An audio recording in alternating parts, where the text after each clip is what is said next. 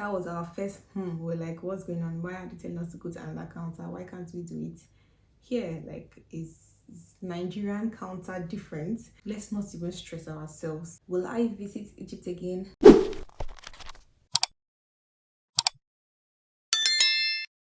Hi guys, welcome back to my channel. If you're new here, my name is Rita and I share faith and lifestyle videos. So do well to click that subscribe button and join the family. And if you're a returning subscriber, thank you for tuning in once again. It's been a minute since I actually did a sit down video. If you've been watching my previous videos, you know that I traveled to Egypt and I decided to carry you guys along with me by sharing my videos. Today basically I'm going to be talking about my immigration experience at the airport in Hurghada, Egypt, and also I'm going to be dropping some additional tips on things you need to know before traveling to Egypt. So before going to Egypt, I heard so many stories about Egypt and their airport immigration and how rough it is and all of that, so many stories. You can go ahead and just search them, Egypt immigration. Most of the things that you'll be seeing are negative things, so it was kind of a bit scary. Even when I told some of my friends, oh, I'm going to Egypt, they were like, seriously, Egypt of all places? Like, have you not been hearing about what's going on, how they treat people at the airport and all of that? And I was like, no, I heard though, but I still want to experience this Egypt. We started planning towards it. Actually, we decided to get visa at the Egyptian embassy here in London, because some people say it's better for you to have your Egyptian visa before getting into their country, and some people say it's better for you to get your visa on arrival. That one is a bit, I don't really know how to defend right now, but we decided to get visa at the Egyptian embassy here in London, and that cost us £103, which is actually more expensive if you compare it to visa on arrival at the airport in Egypt, which is about £25. We just wanted to avoid any sort of embarrassments or whatever. We just wanted to have a smooth entry and exit, so we started processing our visa and we got it back. And yeah, so on arrival at Egypt, when we arrived at the airport, because by the way, we visited Hurghada, Egypt. So when we arrived at the airport, we were given this landing card where you have to fill some information about your travel, like, let me see, where you're going to, the destination, how long you'll be staying, where you're coming from, your passport number, your name, and all of that, and just some details to fill, and then you'll present it at the immigration counter, like to the immigration officer. So like when we arrived at the airport, actually we also saw like a place where you can actually get the visa on arrival, but since we already had our visa with us, that one did not concern us.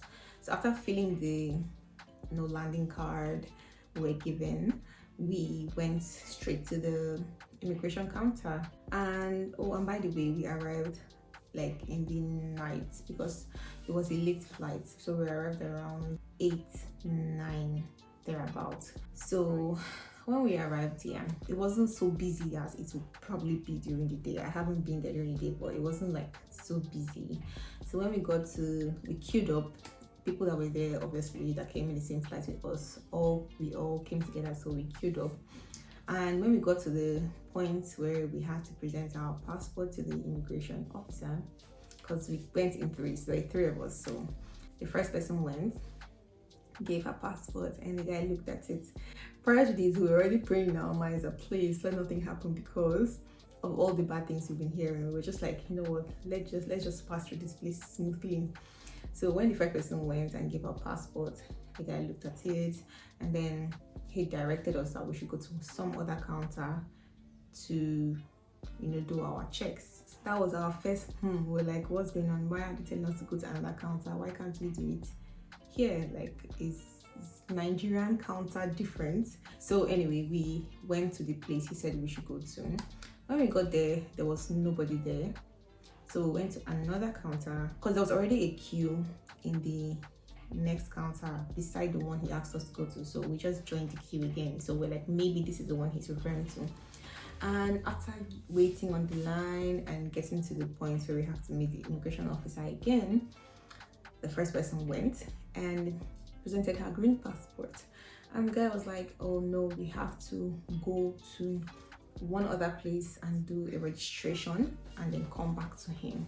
Or no, he was like, we should go back to the first guy that we went to. And we're like, that's literally the first guy we went to, and he said we should come to this place. Then this guy said, no, we have to go and do the registration and then we go back to him. So we just left and we're like, okay, you guys, this is what we're thinking is going to be. What's going on? So we're like, no, let's not have a negative mindset. Let's just go to where they say we should go. So we went to the registration place that he said we should do the registration. And it was a lady that was there. And somehow I felt a bit comforted because it was a lady. So when we approached her, we're like, oh, we were directed to you to do registration. And then she was like, okay, your passport. And that you're going to pay £6 each.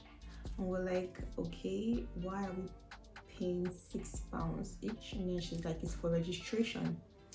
And we wanted to start, asking questions like, why are we doing registration and all of that? But we're just like, you know what, it's £6. Let's not even stress ourselves tonight. Let's just do this thing, leave this place, go and rest. So we paid the £6 each.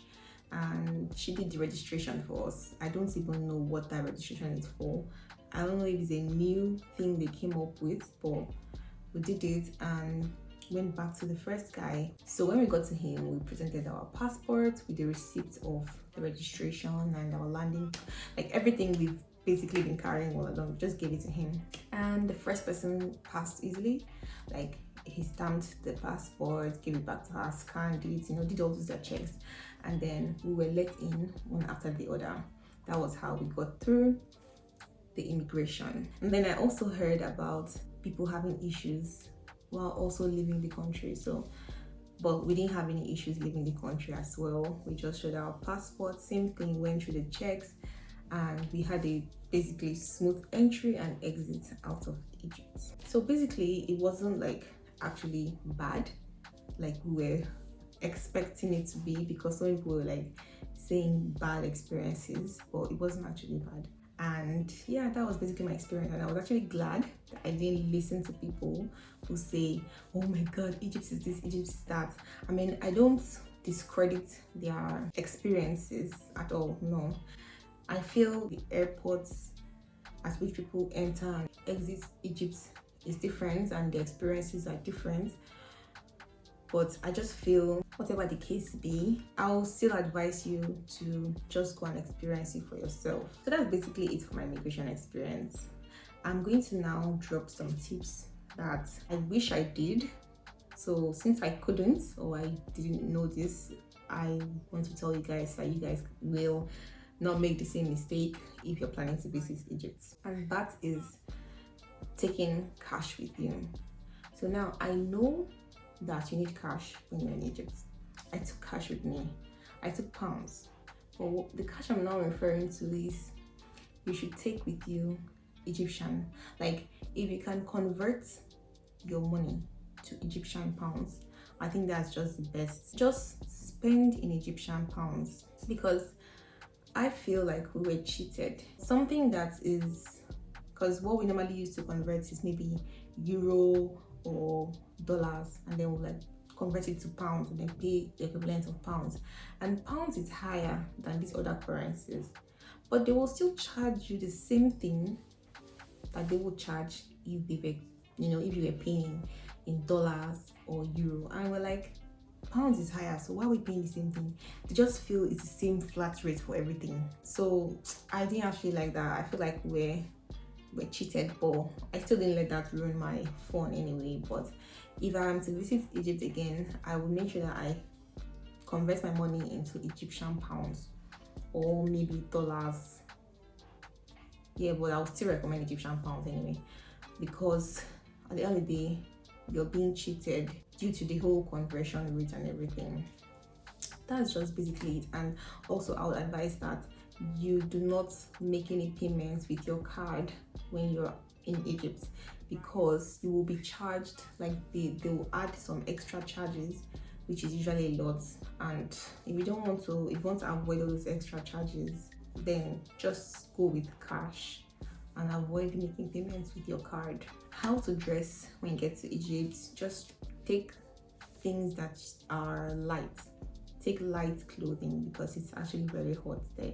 Take slippers, sandals, just something that you can breathe in. And also, one thing I wish I took with me to Egypt: sunscreen. You guys, when I came back from Egypt, I was literally burnt. My skin turned darker. I mean, when you're sunburnt as a black person, it's not really noticeable because you're black. But I mean, I know my complexion, so I could tell that I got darker. So even though I was using sunscreen on my face, I wasn't using sunscreen on my body. And I was wearing clothes that were exposing my hands, legs, so sun actually got to those areas and it made them really dark. They gave us this wristband when we got to the hotel where we had to wear throughout our stay. And when we were leaving Egypt, I had to cut that wristband. That was when I noticed that, you guys, I actually got darker because the part where the wristband covered was lighter than the rest of my body. The rest of my body was like really dark. So I think I'm still on the pathway to getting back my complexion, but I know it's going to take a little bit of time. But I just wish I took enough sunscreen, like to use not just on my face but all over my body, at least the areas that have been exposed to sun.